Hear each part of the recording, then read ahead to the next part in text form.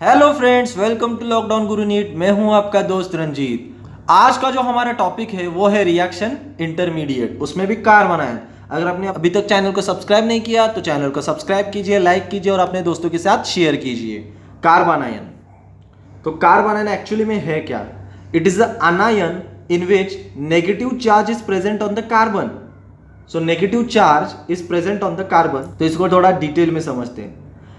ये एक कंपाउंड है, इसमें कार्बन और एक एक्स ग्रुप है। Okay, so carbon is attach to an group, X group, और कंडीशन ये है कि electronegativity of carbon, okay, electronegativity of carbon is greater than that of X. Okay, तो इलेक्ट्रोनेगेटिविटी किसकी ज्यादा है? कार्बन की ज्यादा है एज कंपेयर टू एक्स। और मान लेते कि R1 और C की इलेक्ट्रोनेगेटिविटी लगभग कंपेरेबल है। तो एक बॉन्ड में दो इलेक्ट्रॉन यानी कि इलेक्ट्रॉन पेयर। तो ये वाले बॉन्ड में क्या होगा? एक इलेक्ट्रॉन इधर रहेगा, एक इलेक्ट्रॉन इसके पास रहेगा। ओके, ये शेयर करेंगे इलेक्ट्रॉन को। सिमिलरली इधर भी इलेक्ट्रॉन को शेयर किया जाएगा, सिमिलरली इधर भी शेयर किया जाएगा, इधर भी शेयर किया जाएगा। बट इस केस में क्या होगा? इलेक्ट्रोनेगेटिविटी किसकी ज्यादा है? कार्बन की ज्यादा है। तो जो इलेक्ट्रॉन्स होंगे वो कार्बन की तरफ शिफ्ट करेंगे। ओके, तो इलेक्ट्रॉन थोड़े ज्यादा कार्बन की तरफ शिफ्ट करेंगे। अब इससे होगा क्या? इन अप्रोप्रिएट कंडीशन, जब ये बॉन्ड ब्रेक होगा, ओके, तो अप्रोप्रिएट कंडीशन में जब ये बॉन्ड ब्रेक होगा तो जो दोनों इलेक्ट्रॉन है ये कार्बन इस एक्स से छीन लेगा। अब ये एक्स कोई भी हो सकता है, ये जो एक्स है ये कौन सा भी एटम हो सकता है, लाइक हाइड्रोजन। ओके, तो ये उससे इलेक्ट्रॉन छीन लेगा और खुद इलेक्ट्रॉन रिच सेंटर बन जाएगा, लाइक दिस। तो उसके पास क्या आ जाएगी? Electron richness. तो इसके पास आ जाएगा नेगेटिव चार्ज। ओके, एक एक्स्ट्रा इलेक्ट्रॉन आ जाएगा, एक खुद का इलेक्ट्रॉन तो ले लेगा बॉन्ड में से, और एक उस एक्स एटम का भी इलेक्ट्रॉन लेगा जो कि हाइड्रोजन भी हो सकता है। ओके, और ये बन जाएगा कार्ब आनायन। तो इसको बोलते हैं carbanion. So carbanion. So this is the reaction intermediate. अब इसने कितने बॉन्ड बनाए? 1 2 3 एंड एक electron pair. So total 3 bond है। So what will be its hybridization? sp3 ना, नाउ sp3 हाइब्रिडाइजेशन हो गई उसकी। तो टोटल इलेक्ट्रॉन कितने हैं इसके पास? 1 2 3 4 5 6 7 8, यानी कि 4 पेयर्स, यानी कि 8 electrons. So it has 8 electrons. तो प्रॉपर्टीज में सबसे पहले ऑक्टेट की बात करेंगे। तो क्या ऑक्टेट कंप्लीट है? कितने इलेक्ट्रॉन है उसके पास? 8 electrons. So yes, octet is complete. तो ऑक्टेट जो है वो कंप्लीट है। ओके, बट ऑक्टेट कंप्लीट है पर उसने एक इलेक्ट्रॉन एक्स्ट्रा लिया था। किसका लिया था? इस एक्स एटम का एक इलेक्ट्रॉन एक्स्ट्रा लिया था। So actually it is what? Electron rich. Electron rich है ये। So it will act as an nucleophile. ये न्यूक्लियोफाइल की तरह क्यों काम कर रहा है? इसका रीजन यही है कि इसके पास जो लोन पेयर ऑफ इलेक्ट्रॉन है जो कि नॉन बॉन्डिंग है। ये जो बॉन्डेड इलेक्ट्रॉन है ये तो बॉन्ड में प्रेजेंट है, बट ये जो लोन पेयर है it is non bonded electron. तो नॉन बॉन्डेड इलेक्ट्रॉन को ये डोनेट कर सकता है। So it is a nucleophile due to lone pair, या फिर नॉन बॉन्डेड इलेक्ट्रॉन, या फिर नॉन बॉन्डेड इलेक्ट्रॉन। उसकी वजह से it will act as an nucleophile. अब नेक्स्ट चीज जो हम समझेंगे वो रहेगी स्टेबिलिटी ऑफ कार्बन आयन। तो सबसे पहले कार्बन आयन पे कौन सा चार्ज आ गया? Negative charge. अब कोई भी स्पेसिस की स्टेबिलिटी कब ज्यादा होती है? जब उसका चार्ज नलीफाई हो जाए। तो कुछ ऐसी चीज होनी चाहिए कि जो अमाउंट ऑफ नेगेटिव चार्ज है, यानी कि electron density on carbon atom should decrease. So electron density कम होनी चाहिए। ओके, तो उसके लिए क्या कंडीशन है? तो एक एग्जांपल से समझते हैं। तो अब इसकी स्टेबिलिटी हमें कंपेयर करनी है। तो ये नेगेटिव चार्ज प्रेजेंट है कार्बन पे। अब ये वाला मिथाइल ग्रुप इसका प्लस आई इफेक्ट देगा। प्लस आई इफेक्ट मतलब इस बॉन्ड के इलेक्ट्रॉन ये सेंट्रल कार्बन की तरफ ढकेल देगा। तो इस पे इलेक्ट्रॉन डेंसिटी और बढ़ेगी, तो ज्यादा अनस्टेबल बनेगा। ये वाला मिथाइल भी और ये वाला मिथाइल भी दोनों प्लस आई दिखाएंगे। तो टोटल 3 मिथाइल अपना प्लस आई दिखा रहे हैं। हियर ओनली 2 मिथाइल अपना प्लस आई दिखा रहे हैं, और यहाँ पे 1 मिथाइल अपना प्लस आई दिखा रहा है, एंड यहाँ पे कोई भी प्लस आई नहीं है, बस एक ही मिथाइल ग्रुप प्रेजेंट है।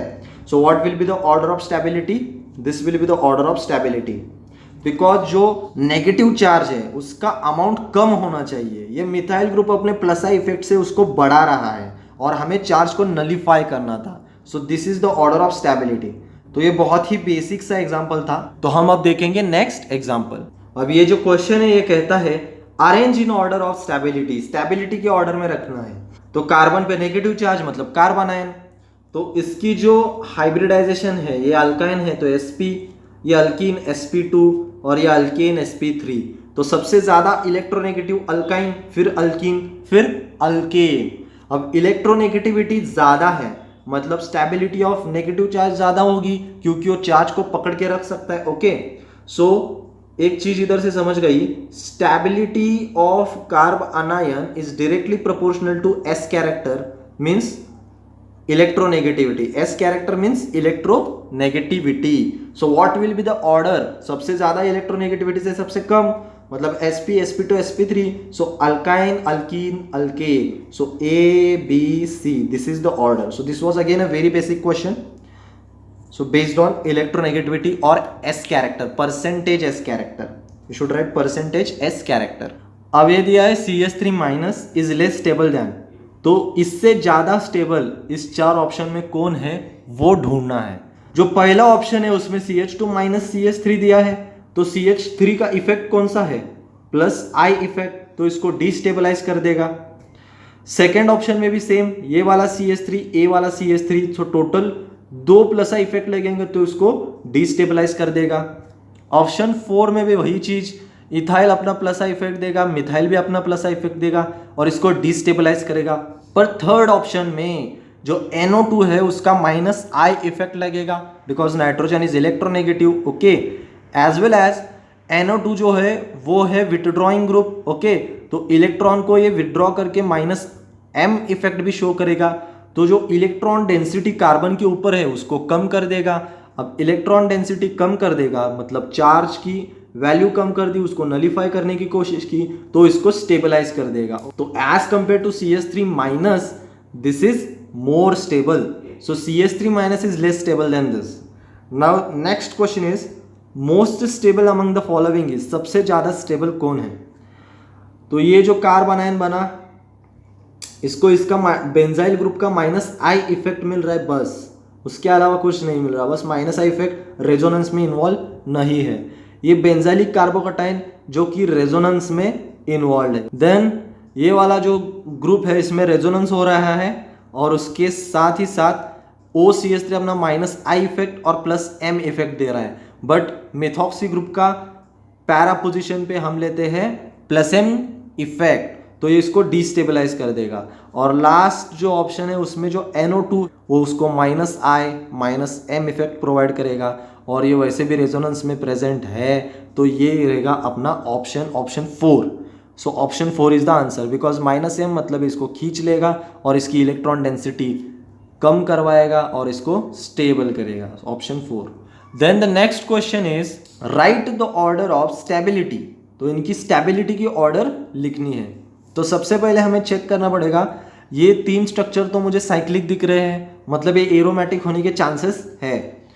सो ये वाला कार्बन sp2, ये वाला sp2, ये वाला sp2। Why this carbon is sp2 because it is involve in the resonance ना, सो इट इज प्लेनार, तो प्लेनार फर्स्ट कंडीशन सेटिस्फाई कर दिया, साइक्लिक तो वैसे भी कर दिया, सो दो कंडीशन सेटिस्फाई हो गई। और एक कंडीशन थी कंप्लीट कॉन्जुगेशन, तो कंप्लीट कॉन्जुगेशन प्रेजेंट है, तो बचा कौन सी कंडीशन, हकल रूल फॉलो करता है क्या, तो 1 and 2 दो पेयर है इलेक्ट्रॉन के, दो मतलब E1 मतलब एंटी एरोमेटिक, तो ये वाला जो कंपाउंड है ये है एंटी एरोमेटिक, ये वाला कंपाउंड साइक्लिक है।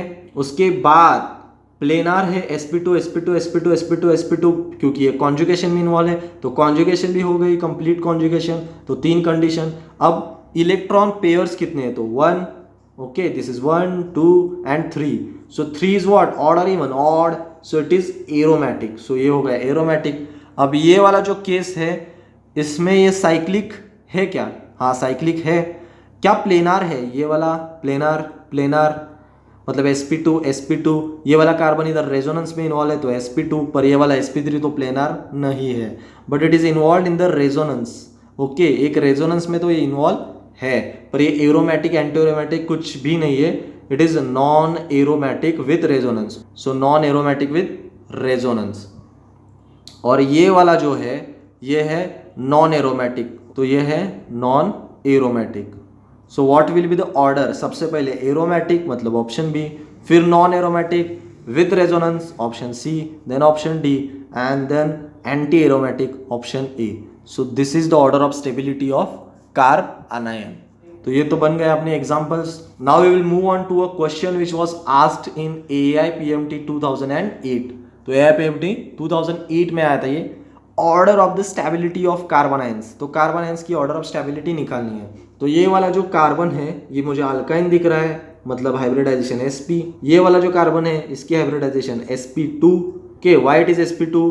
बिकॉज ये वाला एक बॉन्ड, ये वाला एक सिग्मा बॉन्ड, टोटल 2 हो गए, और ये एक लोन पेयर, सो टोटल 3 तो sp2। अब डाउट ये आ सकता है कि ये लोन पेयर तो रेजोनेंस में इन्वॉल्व है, इसको हाइब्रिडाइजेशन में कैसे काउंट कर लिया? कि ये बता दूं कि ये लोन पेयर रेजोनेंस में इन्वॉल्व नहीं है, क्यों वो भी बताऊंगा। Now this is CH minus, तो ये कौन सा sp2, ये वाला कार्बन भी sp2 था। उसके बाद में जो आएगा ये जो कि है sp3, तो ये तो कंफर्म है, ये लास्ट आएगा, ये फर्स्ट आएगा, और ये दोनों में कंपेयर करना है। सबसे पहले ये लोन पेयर रेजोनेंस में क्यों नहीं है इन्वॉल्व? तो सबसे पहले हमें देखना होगा कि पाई बॉन्ड बनता है कैसे। तो पाई बॉन्ड बनता है ओवरलैपिंग ऑफ ऑर्बिटल्स। तो ये जो पाई बॉन्ड बना था, ओके, ये वाला पाई बॉन्ड, तो ये कैसे बना होगा? तो ये बना होगा कुछ इस तरीके से, overlapping of this orbitals above and below, okay.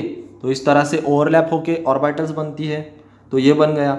अब ये जो बॉन्ड है ये कैसे बना होगा? Same overlap, okay. तो इस तरह से ऊपर ओवरलैप और नीचे ओवरलैप हो गया। फिर ये जो पाई बॉन्ड बना ये भी सिमिलर ओवरलैप से बना है, ओके। तो ये भी किससे बना? ओवरलैप से। अब ये जो लोन पेयर था, अब मैं इसको ये वाला कार्बन मान लेता हूँ या फिर ये वाला कार्बन मान लेता हूँ, तो ज़्यादा विजुअलाइज होने में आसानी होगी। तो ये लोन पेयर जिस ऑर्बिटल में प्रेजेंट है, ये वाली ऑर्बिटल कुछ इस तरह से है, मतलब ये वाली ऑर्बिटल को परपेंडिकुलर है। कार्बन की अगर ये ऑर्बिटल कुछ इस तरह से है तो उसको ये परपेंडिकुलर होगी। तो लोन पेयर तो इस ऑर्बिटल में प्रेजेंट है। तो लोन पेयर किस ऑर्बिटल में प्रेजेंट है? लोन पेयर इस ऑर्बिटल में प्रेजेंट है। पाई बॉन्ड किस ऑर्बिटल में प्रेजेंट है? ये वाली ऑर्बिटल में। तो जो पाई बॉन्ड है वो एक दूसरे को ओवरलैप कर रहे हैं। वो प्लेन देखो, वो वाला प्लेन ये है, ओके। तो पाई बॉन्ड जो ओवरलैप कर रहे हैं वो वाला प्लेन ये है, और ये लोन पेयर जो प्रेजेंट है वो वाला प्लेन ये है। तो दोनों एक दूसरे को परपेंडिकुलर है। And what is the condition of resonance? Resonance के लिए कॉन्जुगेशन जो होगा वो सेम प्लेन में होना चाहिए। अगर रेजोनेंस होना चाहिए तो वो दोनों सेम प्लेन में होने चाहिए, बट वो तो परपेंडिकुलर प्लेन में प्रेजेंट है। ये वाला पाई बॉन्ड जो बना है वो वाली ऑर्बिटल और ये वाली ऑर्बिटल पैरेलल में है, पर ये लोन पेयर जो प्रेजेंट है उसकी ऑर्बिटल पाई बॉन्ड के परपेंडिकुलर प्लेन में है। तो ये रेजोनेंस में कभी भी इन्वॉल्व नहीं हो सकता, although it is in conjugation, okay. तो ये केस थी। तो ये रेजोनेंस में तो नहीं आएगा। तो इसकी इलेक्ट्रोनेगेटिविटी देखेंगे जो कि है sp2, इसकी sp, इसकी भी sp2 और इसकी sp3। तो ऑर्डर में सबसे पहले आएगा sp जो कि ऑप्शन ए है, और लास्ट में आएगा ऑप्शन डी जो कि sp3। तो बीच में अब कंपैरिजन आएगा b और c के बीच में। तो अब b और c में कंपेयर करेंगे तो c में ये R2 ग्रुप है जो कि अपना प्लस आई इफेक्ट देगा और इसको डिस्टेबलाइज कर देगा, तो उसमें कौन आ जाएगा? c। फिर बचेगा b जो कि इसके आगे आएगा। So the option is like this, A B C D। अब ये लास्ट क्वेश्चन करेंगे जो था एम्स 2018 का question. Arrange the following compound in decreasing order of acidic strength. तो एसिड का मतलब क्या है? A species which donate H+ ion. तो जब ये H+ आयन डोनेट करेंगे तो बन जाएंगे कार्बन आयन। तो कैसे बनेंगे? इस तरह से। तो ये वाला कार्बन आयन बन जाएगा, ओके। इसका कुछ इस तरह से कार्बन आयन बन जाएगा, इसका कुछ इस तरह से। सो ये क्या बन जाएंगे? कार्बन आयन बन जाएंगे, ओके, क्योंकि H+ गया तो कार्बन आयन बन जाएंगे। तो अब इनकी स्टेबिलिटी हमें चेक करनी पड़ेगी।